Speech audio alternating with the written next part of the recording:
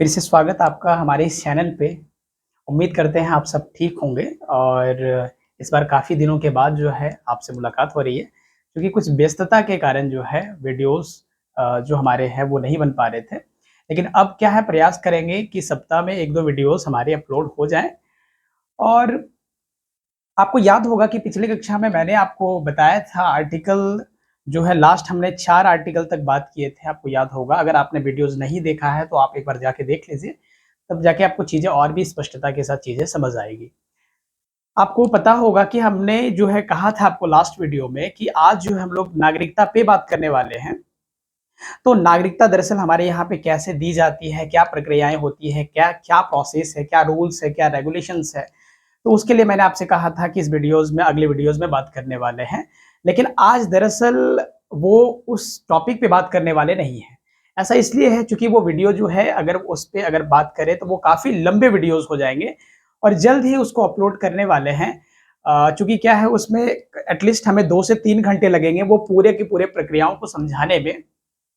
आज एक चूँकि शॉर्ट वीडियोज़ के रूप में आज हम लोग एक देखने वाले हैं, एक जो बहुत ही चर्चित मुद्दा है, बहुत ही आए दिन जो है आप देखेंगे बहुत ही वो जो है सुर्खियाँ बटोरते रहता है। वो संस्था दरअसल कोई और नहीं यूपीएससी है। यूपीएससी के बारे में आपने सुना होगा, आए दिन क्या है ये बहुत ही चर्चा का विषय बना हुआ है। अ, अभी रिसेंट में जो है यूपीएससी जो है एक रिज़ल्ट अभी जारी करी है जिससे जो है काफ़ी वो सुर्खियाँ बटोर रही है। तो कई बार ये प्रश्न आता है कि यूपीएससी क्या है? यूपीएससी दरअसल ये किस तरीके से काम करती है, ये कैसी संस्था है? इन सारे प्रश्नों पे आज हम लोग बात करने वाले हैं डिटेल में कि यूपीएससी दरअसल है क्या? वो किस तरीके से कार्य करती है भारत में और वो उसकी पहचान किस लिए है? यूपीएससी को एक यूनिक संस्था के रूप में क्यों जाना जाता है? इन सारे प्रश्नों पे आज हम लोग बात करने वाले हैं डिटेल में। तो चलिए शुरू करते हैं यूपीएससी। देखिए यूपीएससी दरअसल क्या है? यूपीएससी आज इसके इतिहास से लेकर जो है वर्तमान तक चीजें क्या ट्रेंड है, क्या पैटर्न है, इन सारी चीजों पे हम लोग बात करने वाले हैं। यूपीएससी दरअसल क्या है? एक संवैधानिक बॉडी है। ये संवैधानिक संवैधानिक जो है निकाय है। ये क्या होता है? संवैधानिक निकाय क्या होता है अभी समझेंगे, इन सारे शब्दों को समझेंगे। यूपीएससी जिसका फुल फॉर्म आपने सुना होगा यूनियन पब्लिक सर्विस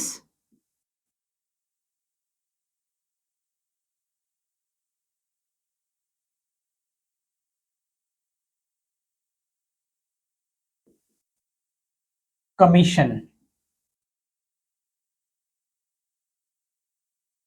ये संस्था क्या है? तो सबसे पहले तो जान लें कि यूपीएससी दरअसल है क्या? यूपीएससी एक संवैधानिक निकाय है। संवैधानिक निकाय का मतलब होता है जब किसी निकाय का संविधान में वर्णन हो।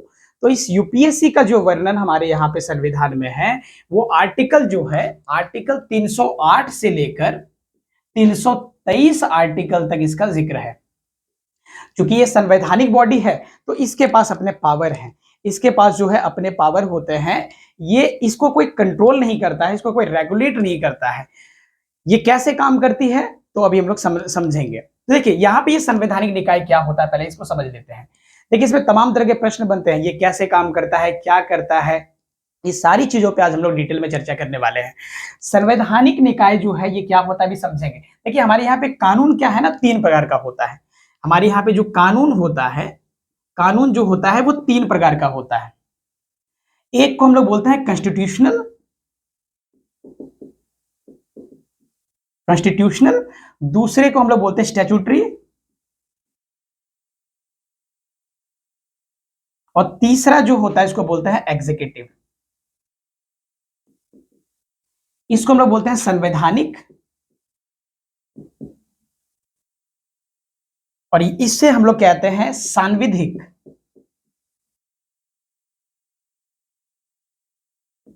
और ये हमारा इसको बोलते हैं कार्यकारी। तो ये 3 प्रकार के बेसिकली हमारे यहाँ पे लॉ होते हैं, कानून होते हैं। कानून ये बेसिकली 3 प्रकार के होते हैं। सबसे जो पावरफुल कानून होता है इसको हम लोग कहते हैं, सबसे पावर के स्तर पे अगर देखें तो सबसे पावरफुल जो होता है वो होता है संवैधानिक कानून। जो संविधान में जिसका वर्णन है, जिसका वर्णन संविधान में है, वो होता है बहुत ही पावरफुल कानून आप कह लीजिए, यानी कि अपने आप में बहुत बड़ी वो पावर रखती है। इसके बाद आता है सांविधिक।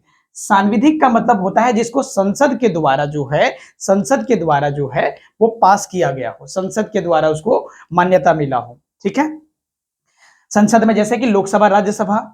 तो यहां पे आप देखें तो एक जो है कार्यकारी होता है जिसको प्रधानमंत्री के आदेशानुसार इसको लाया जाता है। ये प्रधानमंत्री के आदेश के अनुसार ये लाया जाता है, तो इसको हम लोग बोलते हैं एग्जीक्यूटिव। ये कार्यकारी होता है। संविधिक का मतलब होता है स्टैट्यूटरी, जिसका मतलब होता है ये संसद के द्वारा बनाया गया कानून होगा। एक संवैधानिक होता है जो संविधान में वर्णन है। तो यूपीएससी दरअसल क्या है, एक संवैधानिक जो है निकाय है। तो आप इस चीज को समझ पा रहे हैं, इसका मतलब एक बहुत बड़ा महत्व रखता है यूपीएससी। एक चीज हम लोग देखें तो यहाँ पे कुछ एग्जांपल्स ले लेते हैं, जैसे कॉन्स्टिट्यूशन में जो है कॉन्स्टिट्यूशनल बॉडी और क्या हो सकता है, जैसे आपने नाम सुना होगा इलेक्शन कमीशन का। जो इलेक्शन कमीशन है, इलेक्शन कमीशन ये भी एक प्रकार का जो है संवैधानिक बॉडी है। संवैधानिक बॉडी का मतलब ये भी आर्टिकल जो है आप देखें तो आर्टिकल 324 से लेकर 329 तक जो है ये बातचीत करता है, इसके बारे में ये बातचीत है। तो आप देख पा रहे हो कि ये क्या है, एक जो है कॉन्स्टिट्यूशनल बॉडी है। इलेक्शन कमीशन का मतलब जो चुनाव करवाते हैं, जो हमारे यहाँ पे चुनाव करवाने का जो संस्था है जिसको हम लोग बोलते हैं इलेक्शन कमीशन, चुनाव आयोग। तो चुनाव आयोग के बारे में जो जिक्र है वो आर्टिकल 324 से लेकर 329 आर्टिकल में इसका जिक्र है। ये क्या करती है, कैसे काम करती है, जैसे आपने सुना होगा ना, सूची बनाना और सारी चीजें जो भी प्रक्रियाएं होती है वहां पे आमतौर पे जो चुनाव को लेकर ये सारी प्रक्रियाएं कौन तय करता है, तो इलेक्शन कमीशन तय करता है। इलेक्शन कमीशन के बारे में जिक्र करेंगे, डिटेल में चर्चा करेंगे जब आर्टिकल सीक्वेंस वाइज लेके चल रहे हैं, तो उसी सीक्वेंस में सारी चीजों को लेके चलने वाले हैं। आज भी हम लोग बेसिकली आर्टिकल को हम लोग टच करेंगे, बहुत सारे आर्टिकल का जिक्र नहीं करने वाले हैं। आर्टिकल जब हम लोग सीक्वेंस जो आर्टिकल लेके चल रहे हैं उसी सीक्वेंस में चीजें होगी। आज बेसिकली हम लोग यूपीएससी को समझने का प्रयास करेंगे, यूपीएससी दरअसल किस तरह की संस्था है, कैसे ये काम करती है और ये क्या कर सकती है, क्या करती है। ठीक है, तो यहां पे इलेक्शन कमीशन हो गया, ये क्या हो गया, तो ये कॉन्स्टिट्यूशनल बॉडी हो गया, इसका संविधान में जिक्र है। आर्टिकल 324 से लेकर 329 तक जो है इसका जिक्र हमारे संविधान में दिखता है। इसी प्रकार से जो यूपीएससी का जो जिक्र हमारे यहाँ पे आर्टिकल 308 से लेकर 323 आर्टिकल तक दिखता है। आर्टिकल का क्या मतलब होता है, तो आर्टिकल का मतलब अनुच्छेद, जिसमें सारे चीजों को लिखा गया है, सारे प्रावधान को लिखा गया है, जो भी प्रोविजंस हैं वो आर्टिकल के रूप में सारे लिखे गए हैं। जो भी हमारे राइट्स, अधिकार जो भी हमको दिया गया है वो सारे अधिकार जो है वो आर्टिकल के फॉर्म में लिखे गए हैं हमारे संविधान में। तो इलेक्शन कमीशन यहाँ पे जिक्र हो गया।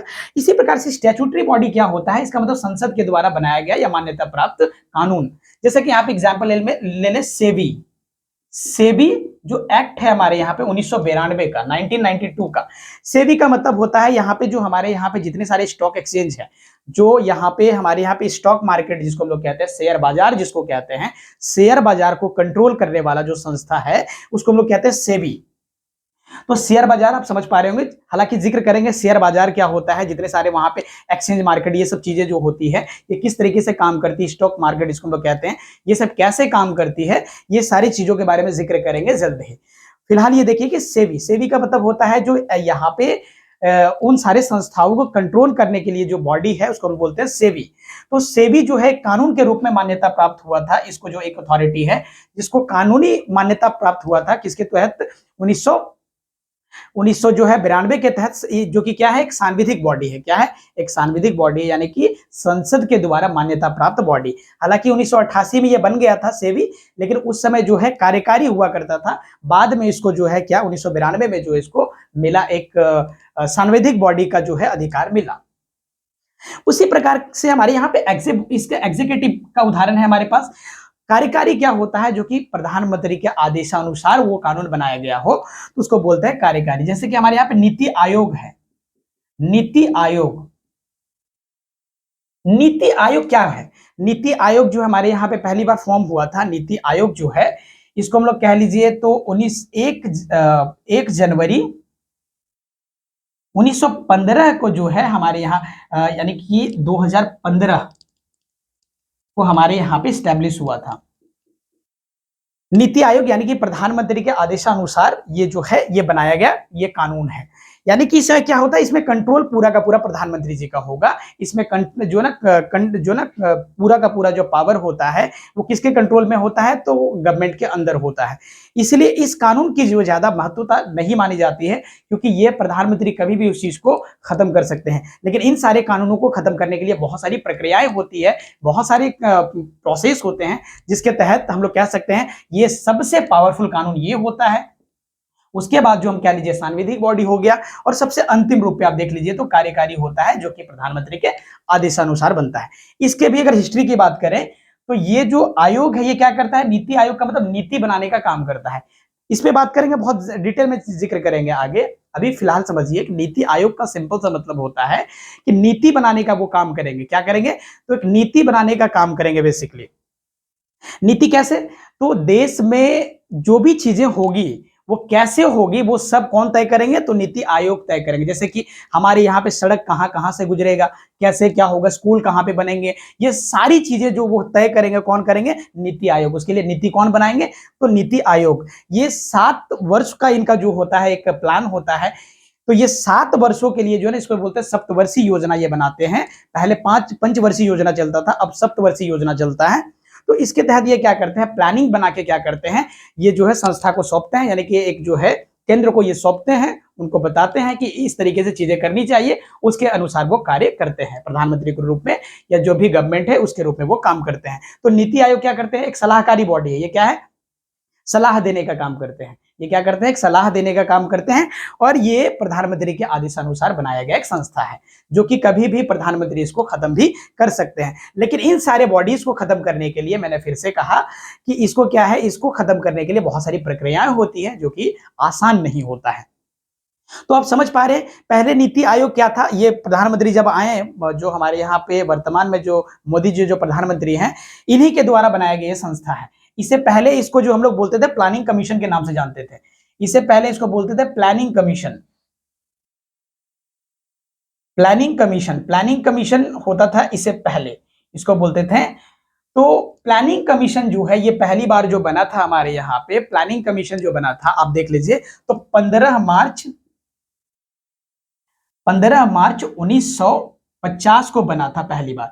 रसिया से प्रभावित होके हमने क्या किया था, रूस से प्रभावित होके हमने ये प्लानिंग बनाना स्टार्ट किया था कि हमारे देश में क्या होता है ना, कि अगले 5 साल कैसे काम होगा, उसके लिए एक संस्था रहे, ताकि अगले 5 साल का निर्णय वो ले सके कि अगले 5 साल कैसे हमारे देश में काम होगा, मॉडल क्या होगा। तो ये बहुत जरूरी हो जाता है कि अगले आप 5 साल कैसे काम करेंगे। इसके लिए क्या है, जब हमने रसिया को देखा कि रसिया भी इस तरीके से काम करता है, रसिया नहीं अब रूस कह लीजिए, रूस कैसे काम करता है, तो हमने क्या किया, वहां से सीखते हुए 1950 में जब मोदी जो हमारे यहाँ पे उस समय जो है नेहरू जी प्रधानमंत्री हुआ करते थे, तो 1950 में हमने क्या किया, उनसे सीखा, और ये प्लानिंग कमीशन के रूप में हमने अपने अपने संविधान में इसको जगह दिया। हालांकि ये हमारे यहाँ फिर से मैं आपको बता दूं, ये संवैधानिक बॉडी नहीं है, इसको हमने एक कार्यकारी बॉडी के रूप में हमने इसको रखा हुआ, संवैधानिक बॉडी नहीं है।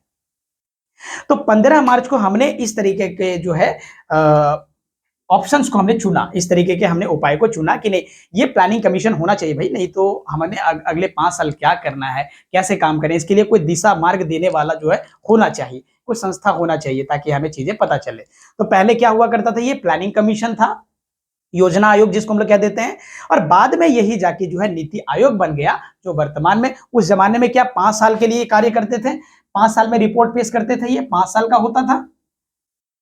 और अब जो है ये 7, इसको बोलते हैं सप्तवर्षीय योजना हो गया है। तो ये पहले 5 साल के लिए होता था, अब ये 7 साल के लिए होता है। ठीक है, तो अभी हम लोग इस पे जिक्र नहीं कर रहे हैं, अभी हम लोग जिक्र इस पे नहीं कर रहे हैं, यूपीएससी पे दरअसल हमें टारगेट करना है, इसको हमें जानने का प्रयास करना है। वैसे सारी बातें बहुत डिटेल में अगर बात करें, तो एक एक संस्थाओं के बारे में जिक्र करें तो बहुत लंबे वीडियो हो जाएंगे, इसलिए मैं चाहूंगा केवल यूपीएससी को फोकस करते हुए चीजों को समझने का प्रयास करें। तो आप समझ पा रहे हैं कि ये पहले प्लानिंग कमीशन हुआ करता था, बाद में जो है नीति आयोग बन गया, तो अभी भी ये क्या है, एक जो है कार्यकारी संस्था है। उस समय भी कार्यकारी संस्था था, आज भी कार्यकारी संस्था है, और कार्यकारी संस्था का मतलब प्रधानमंत्री के आदेश के अनुसार बनाना। एक होता है यहाँ पे सांविधिक बॉडी, इसका मतलब ये संसद के द्वारा बनाया गया कानून है, ठीक है। और एक होता है कॉन्स्टिट्यूशनल, संवैधानिक, जो कि संविधान में लिखा गया है। इसके लिए मतलब समझ लीजिए सबसे बड़ा कानून, सबसे पावर रखने वाला कानून कोई है तो वो क्या होता है, वो संवैधानिक बॉडी ही होता है। तो आप मेरे ख्याल से इस बात को समझ पा रहे होंगे, ठीक है। तो आप समझ पाए, पहले एक चीज है तो आपको मेरे ख्याल से समझ में आएगा संवैधानिक निकाय का क्या मतलब होता है। संवैधानिक निकाय का मतलब सिंपल सा होता है कि संविधान में जिसका वर्णन हो। यूपीएससी का वर्णन है संविधान में, तो आप समझ पा रहे कि ये कितना बड़ा पावर रखता होगा। अब हम इसी पावर्स को चेक करने का प्रयास करेंगे, क्या है दरअसल इसके पास पावर, ठीक है। अब आगे हम लोग इसी पे बात करने वाले हैं। तो यूपीएससी की जर्नी हम लोग देखते हैं कहां से शुरू होता है। अगर आप चाहें तो उसको नोट कर लीजिए।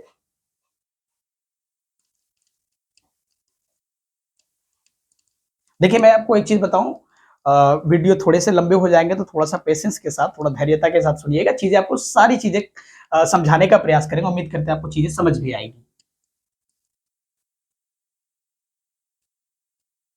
अब यहाँ पे पहले यूपीएससी की यात्रा कहां से स्टार्ट होती है, तो आपको समझ में आ गया संवैधानिक निकाय है, ये कैसे काम करता है। अब देखते हैं यूपीएससी की यात्राएं कहां से स्टार्ट हुई। तो सबसे पहले आपको याद होगा हमारे यहाँ पे जब अंग्रेज हुआ करते थे तो 1853 में, 1853 में ओपन कंपटीशन का जिक्र किया गया था। ओपन कंपटीशन जो है लाया गया था। ओपन कंपटीशन यानी कि खुला जो है प्रतियोगिता आप कह लीजिए, ये लाया गया था 1853 में।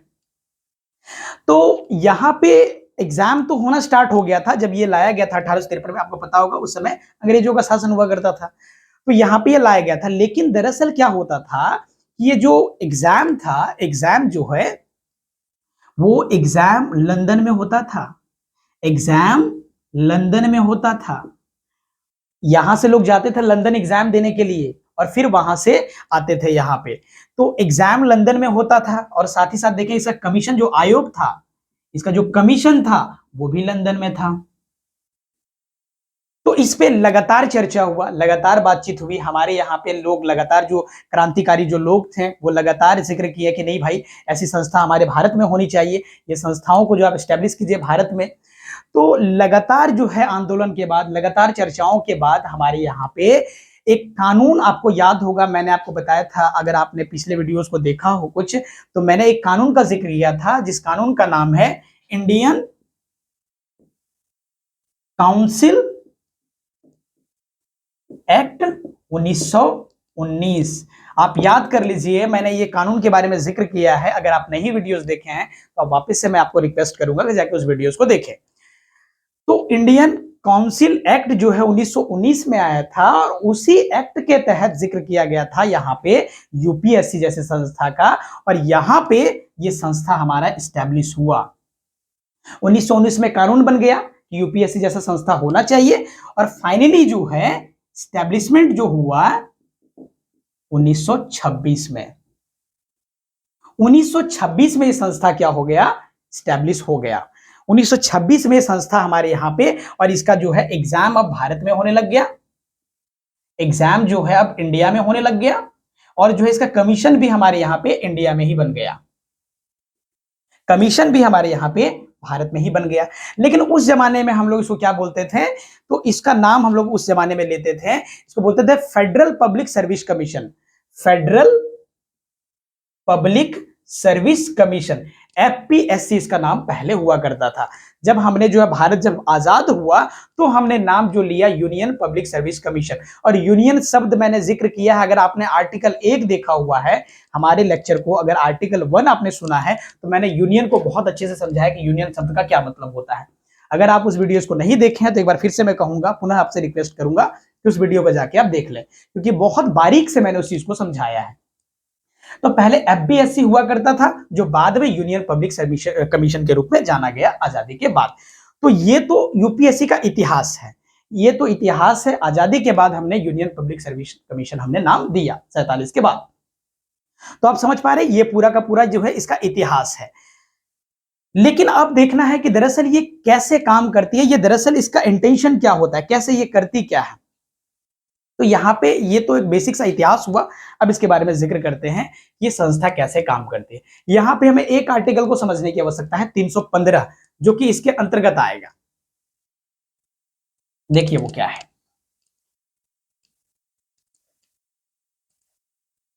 315 जो आर्टिकल हमारे यहां पे है, 315 जो आर्टिकल है वो दरअसल क्या है? तो हालांकि देखिए मैं फिर से आपको बताऊं, तो जब मैं बारीक से मैं आपको बताऊंगा, मतलब एक एक आर्टिकल जब जो मैंने स्टार्ट किया ना, उस आर्टिकल को जब बताएंगे तो सारे आर्टिकल्स के बारे में बहुत डिटेल में चर्चा करेंगे। आज बेसिकली हमें यूपीएससी के बारे में मोटा मोटा एक जानकारी चाहिए। देखिए, तो आर्टिकल जो है 315 जो हमारे यहां पे है वो कहता है, वो दरअसल कहता है कि यहां पे ये क्या होगा, इंडिपेंडेंट,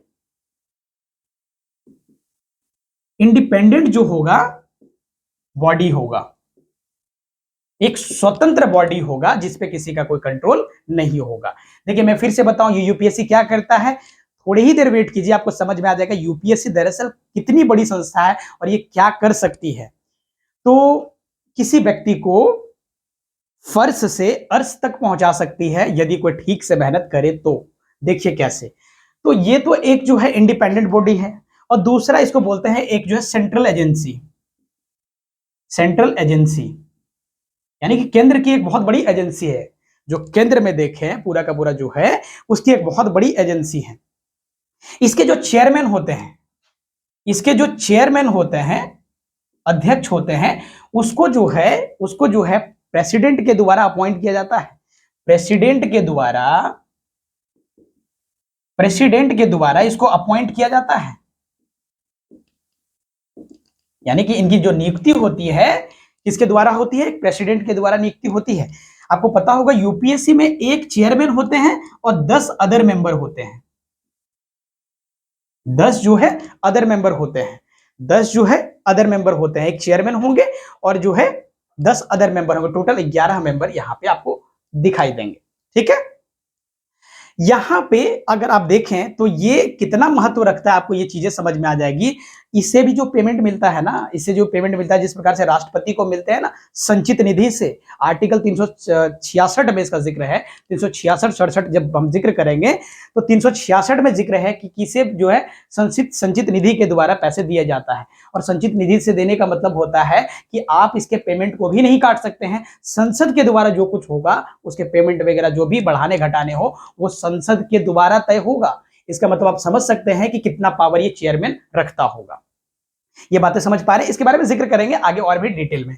तो आपको पता होगा ये चेयरमैन जो है इसको प्रेसिडेंट सेलेक्ट करता है, अपॉइंट, आप समझ पा रहे हैं। और बाकी सारे जो मेंबर, यानी कि टोटल कितने मेंबर हो गए यहाँ पे, 11 मेंबर टोटल यहाँ पे काम करते हैं। अब ये करते क्या है देखिए, तो एक आर्टिकल हमारे यहाँ पे है 312।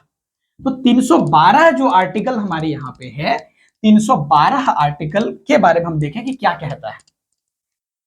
तो हमारे यहां पे जो आर्टिकल 312 है ये कहता है ऑल इंडिया सर्विस। हमारे भारत में वर्तमान में 3 ऑल इंडिया सर्विस है, 3 ऑल इंडिया सर्विस है। पहला कौन सा है, तो पहला का नाम है IAS, इंडियन एडमिनिस्ट्रेटिव सर्विस। दूसरा IPS, इंडियन पुलिस सर्विस।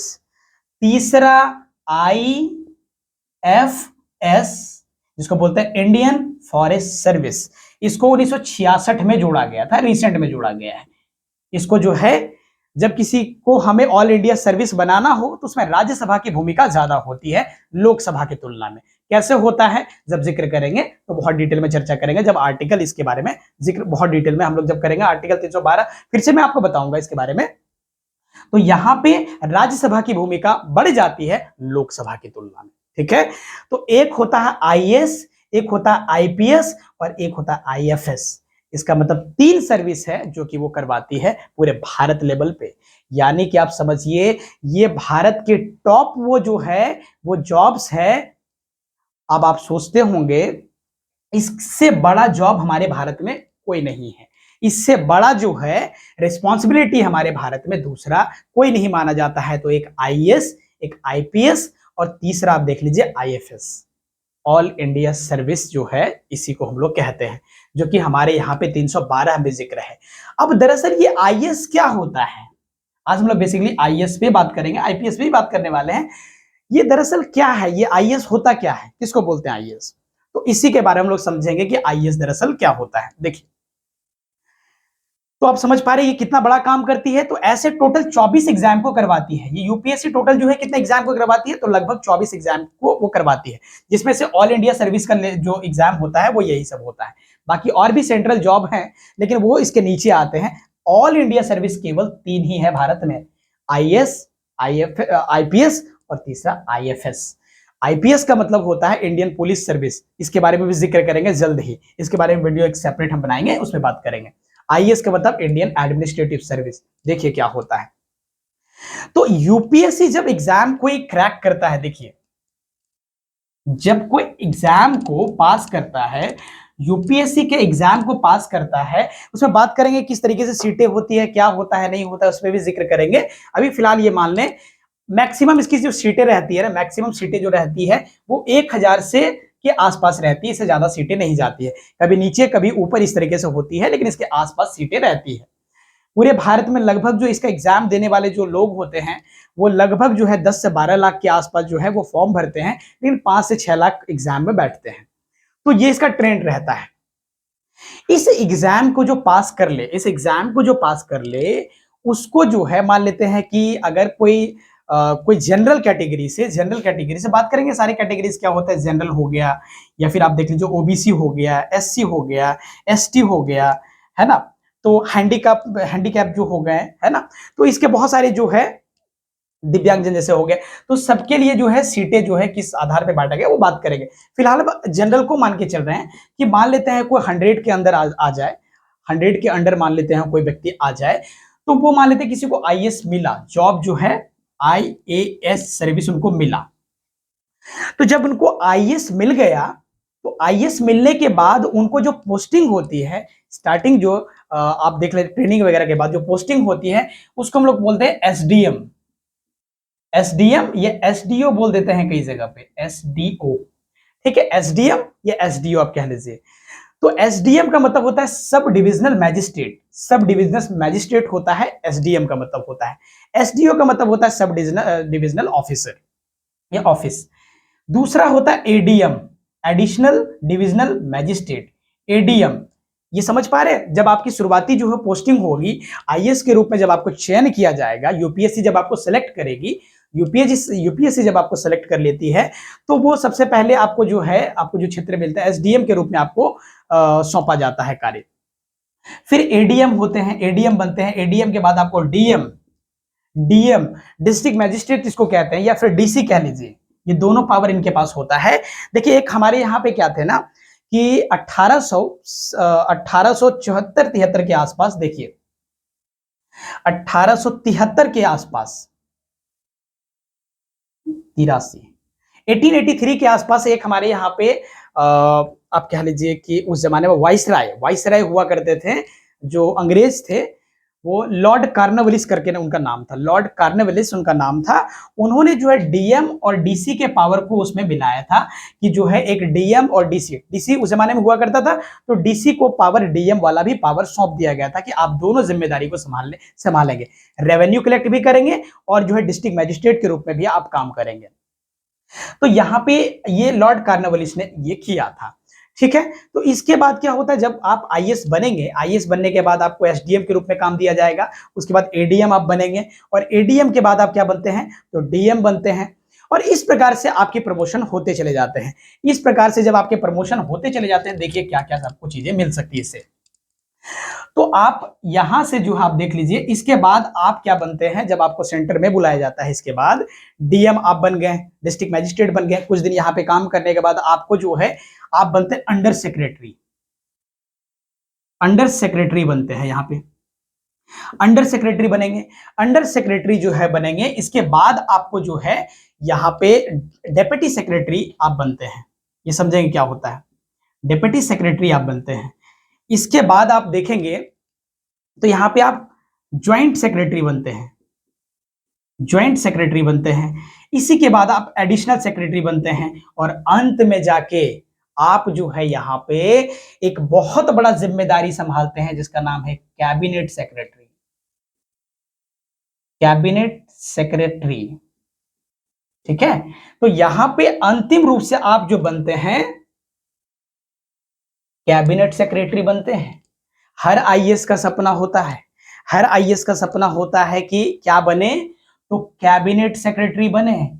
कम उम्र में यदि कोई आईएएस बन जाए ना, कम उम्र में यदि कोई आईएएस बन जाए तो उसको इस पद तक जाने का सुख प्राप्त हो सकता है, इस पद को प्राप्त करने का सुख जो है मिल सकता है। इसका क्या मतलब होता है? कैबिनेट सेक्रेटरी का बड़ा सिंपल सा और आसान सा मतलब होता है कि देश में प्रधानमंत्री के साथ मिलकर काम करना, यानी कि प्रधानमंत्री के सलाहकार के रूप में काम करना। प्रधानमंत्री के साथ दिन में जो है आपको हमेशा प्रधानमंत्री को आपसे जरूरत पड़ेगी, यानी कि आप प्रधानमंत्री के पीछे वो सारे काम को कर रहे होंगे जो दरअसल कौन करता है, तो एक कैबिनेट सेक्रेटरी करता है। आपने जर्नी कहां से स्टार्ट किया था? एक आईएएस के रूप में, एसडीएम के रूप में स्टार्ट किया था, परमंडल के रूप में स्टार्ट किया था। उसके बाद जो है आप एडीएम बने, डीएम बने, जिला अधिकारी बने, जिला का पूरा जिम्मेदारी आपको मिला था। एक जिला को संभाल रहे थे कुछ साल पहले, एक जिला को संभाल रहे थे। आज आपकी जो कलम है, यानी कि 20 से 25 साल सर्विस के बाद आपको एक कैबिनेट सेक्रेटरी के रूप में जो है एक पद संभालने का मौका मिलता है। और जब आप इस पद पे जाते हैं, आप जरा सोचिए, आपके एक कलम, आपकी एक कलम पूरे भारत के जितने सारे लोग हैं उसकी नियति तय करते हैं। तो आप समझ पा रहे होंगे कि कैबिनेट सेक्रेटरी की क्या पावर होती है, यानी कि आपकी जो एक कलम है भारत में 140 करोड़ जनता की नियति को तय करेंगे। आप समझ पा रहे हैं क्या पावर रखता है? और ये काम कौन कर रहा है? ये काम दरअसल यूपीएससी कर रहा है। ये काम कौन करता है? किसको ये जिम्मेदारी दी गई है? ये काम यूपीएससी को दी गई है। इसीलिए यूपीएससी एक बहुत महत्वपूर्ण संस्था बन जाती है। आप समझ पा रहे होंगे कि यूपीएससी संस्था आपको क्या से क्या बना सकती है, बशर्ते ये क्या खोजती है? मेहनत। तो समझ पा रहे, यहां पे आपको ये कैबिनेट सेक्रेटरी बना सकता है। ये दरअसल कोई और नहीं, एक आईएएस ऑफिसर होता है। कैबिनेट सेक्रेटरी एक आईएएस ऑफिसर होता है जो पॉलिसीज बनाएगा देश के लेवल पे। देश के लेवल पे क्या करेगा? वो पॉलिसीज बनाता है, कानून बनाता है। और वही होते हैं जो कि हमारी नियति तय करते हैं, आपकी नियति को तय करते हैं कि आगे जो है इसे, ये देश की जनता को कहां लेके जाना है, किस और लेके जाना है। ये सारी चीजें कौन करता है? यूपीएससी करता है। तो आपको मेरे ख्याल से इसके महत्व को समझ पा रहे होंगे कि ये क्या महत्व रखता है, ये किस तरीके से यूपीएससी काम करता है, क्या से क्या आपको बना सकता है। बस आपको क्या चाहिए? तो मेहनत खोजता है। वो गरीब हो, अमीर हो, जिस भी तबके से हो, वो आपको जमीन से उठा के आसमान में बैठा सकता है। ये पावर रखता है यूपीएससी, ये पावर है यूपीएससी की। तो आप समझ पा रहे हैं यूपीएससी क्या पावर रखता है। तो आपको ये बातें समझ आ रही होगी। यूपीएससी तो आपको पता चल गया कि यूपीएससी क्या होता है, कैसे काम करता है, और भी डिटेल में चर्चा करेंगे। बाकी सारे टॉपिक्स के बारे में बहुत डिटेल में चर्चा करने वाले। देखिए यहां पे एक चीज मैं आपको और बता दूं कि वर्तमान में जो है, ये वर्तमान में आप देखें तो वर्तमान में यूपीएससी जो है थोड़ा सा क्या कर रही है, मैं क्या होता है ना कि पिछले कई सालों से मतलब उसके पेपर्स को देखता हूं, उसके क्वेश्चंस को देखता हूं, तो पता चलता है कि यूपीएससी आज के डेट में जो है युवाओं से, बच्चों से या स्टूडेंट से ये कह लीजिए कि ज्यादा मेहनत की उम्मीद कर रहा है। ऐसा नहीं है, आप देख लीजिए भारत में जो है सबसे बड़ा सिलेबस को रखता है यूपीएससी। बहुत बड़े सिलेबस को, बहुत सारी चीजें आपको पढ़नी पड़ती है, इसमें कोई झूठ नहीं है, बहुत सारी चीजें आपको पढ़नी पड़ती है। लेकिन पढ़ना तो पहले भी पढ़ता था, लोग पहले भी पढ़ते थे और लगातार पढ़ते आ रहे हैं। लेकिन क्वेश्चन पहले थोड़ा मॉडरेट हुआ करता था, उसका जो प्रश्न हुआ करता था वो थोड़ा सा आसान, आसान तो कहिए कि आसान कभी नहीं रहा है यूपीएससी का प्रश्न, लेकिन आज के तुलना में, आज के तुलना में पहले थोड़ा सा तो आसान हुआ करता था। लेकिन वर्तमान में जो ट्रेंड बदला है, और अभी वर्तमान में मैंने 2023 का क्वेश्चंस देखा है, इसमें आपको पता चलेगा एकदम से यूपीएससी एकदम से ट्रेंड को चेंज कर चुकी है। ट्रेंड तो कई सालों से चेंज होता आ रहा है, लेकिन इस बार का ट्रेंड आपको, या आप देखेंगे पेपर्स को, तो एकदम से परेशान करने वाला या हैरान करने वाला है। तो यूपीएससी दरअसल मूड बना चुकी है कि जो है, जो बहुत ज्यादा बारीक अध्ययन करेगा, बहुत ठहर के अध्ययन करेगा, काफी चीजों को पढ़ने का प्रयास करेगा, लगभग सारे चीजों को देखने का प्रयास करेगा और एकदम से बारीक मान्यूट अध्ययन चाहिए और काफी ठहर के अध्ययन चाहिए, वो डिमांड कर रहा है। ये पहले भी था, पहले भी यूपीएससी का एग्जाम देना आसान नहीं था, न कल था न आज है, लेकिन आज थोड़ा सा कठिनाई और बढ़ता हुआ दिख रहा है। इसीलिए जो तैयारी करना चाहते हैं, जो पढ़ना चाहते हैं, वो इस चीज का ध्यान रखें। बहुत बारीक अध्ययन की वो जिक्र कर रहा है, बहुत बारीक अध्ययन की बात वो कर रहा है। तो यूपीएससी अपने आप में एक ऐसी संस्था बन गई है, अब देखिए कि अपने आप को वो बहुत ज्यादा क्या कर रही है चेंज करने का प्रयास कर रही है। तो जो भी बच्चे, जो भी देखिए, इसमें क्वालिफिकेशन क्या होता है कि आप ग्रेजुएशन के बाद इसको आप एग्जाम दे सकते हैं। ग्रेजुएट हो गए हैं आप किसी भी सब्जेक्ट से, किसी भी सब्जेक्ट, चाहे बीए हो, बीएससी हो, बीकॉम हो, है ना, या बीबीए हो, या फिर आप किसी भी सब्जेक्ट्स को आप देख लीजिए, तो आप कर सकते हैं। बीटेक हो, जो भी आपका सब्जेक्ट रहा हो, उससे आप कर सकते हैं। तो कुल मिला के क्या है, उसके पास एक बैचलर डिग्री चाहिए, ग्रेजुएट आप होने चाहिए, तो आप इस एग्जाम को दे सकते हैं। तो कहने का मतलब क्या है कि ये लगातार क्या कर रही है, प्रश्न को बहुत ज्यादा कठिन करती जा रही है। यदि आप तैयारी करना चाहते हैं, पढ़ना चाहते हैं, तो ध्यान रखें, बहुत बारीक से आपको चीजें पढ़नी पड़ेगी, बहुत ध्यान से आपको चीजें पढ़नी पड़ेगी, कंसेप्ट को क्लियर करते हुए आपको पढ़नी पड़ेगी, तब जाके बात बन सकती है। नहीं तो देखिए क्या है कि यूपीएससी अपने आप में यूनिक संस्था है और वो सिद्ध कर देती है बार बार कि मेरे जैसा संस्था सच में कोई नहीं है। तो आपको इस चीज का भी ध्यान रखना पड़ेगा। उम्मीद करते हैं आज ये सारी बातें आपको पता चल गई होगी कि यूपीएससी कब से स्टार्ट हुई, कैसे वो काम करती है, वो क्या कर सकती है, क्या कुछ आपको दे सकती है, वो सारी बातों पे हमने आज जिक्र किया है। उम्मीद करते हैं आज के वीडियो आपको बहुत अच्छे लगे होंगे। अगर आपको अच्छा लगा हो तो कमेंट जरूर करिएगा, आप चीजें बताया कीजिए कि चीजें हमें समझ में आई है या नहीं। आगे हम जल्द ही जो है दूसरे वीडियोस को अपलोड करने का प्रयास करेंगे। उम्मीद करते हैं आज के वीडियो आपको ठीक लगे हों। Thank you so much.